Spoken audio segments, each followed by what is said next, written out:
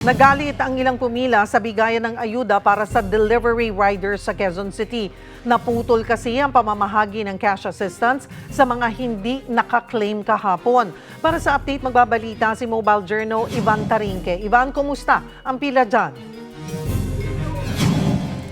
Kaya sa mga oras na ito, may kita nyo sa aking likuran, halos wala ng mga kapatid nating pumipila para nga sa cash assistance ng DSWD. Pero kaninang umaga, itong mga upuan na ito, punong-puno yan ng mga kapatid nating mga rider na pumila nga ng maaga. Pero kasabay niyan, Cheryl, may mga kapatid tayo naman na sumama yung kanilang loob dahil hindi nga sila nabigyan ng kanilang cash assistance. Actually, lipat tayo dito, no? Onting lapit lang tayo dito sa ating mga kapatid na rider. Ito si Sir Ian. Sir Ian, lapit ka sa akin. Si Sir Ian, Cheryl, isa siya dun sa mga kapatid nating rider na hindi na pagbigyan na makakuha ng cash assistance. Sir Ian, pakikwento naman ng mabilis lang kung ano yung nangyari, sir. Opo, ganito po kasi sir, dumating po kami rito madaling araw. Ngayon nagkaroon po ng pila para sa mga unclaim, yung mga naka-schedule kahapon na hindi nakapunta. Nagkaroon po ng pila, then bigla po nilang kinat off.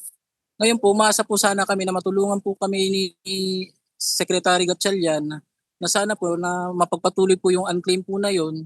Dahil po napapansin naman po namin na wala naman po pumupunta na rito para magkuha ng payout. Sana po matulungan po kami ni Secretary Rex Gatchalian. Sir, anong oras kayo pumila dito? Nananghalian na ba kayo? Hindi pa? Hindi pa po kami nag-almusal at saka tanghalian.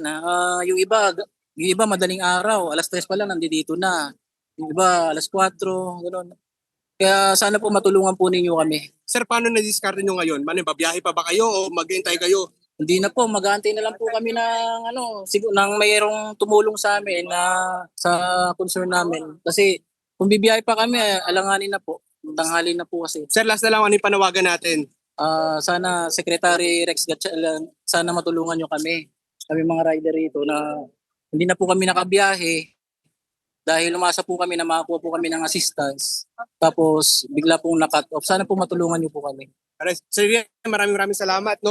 Cheryl, doon sa mga kapatid natin mga hindi nakakuha ng cash assistance ngayong araw, pinagbigyan sila ng DSWD na antayin na lang yung susunod na special payout, no, na sa mga susunod na araw. And yun nga, narinig natin kanina, ang target is after Holy Week pa mabibigyan ng oras o ng panahon itong special payout na ito. Cheryl. Maraming salamat, Mobile Journal Ivan Tarinque.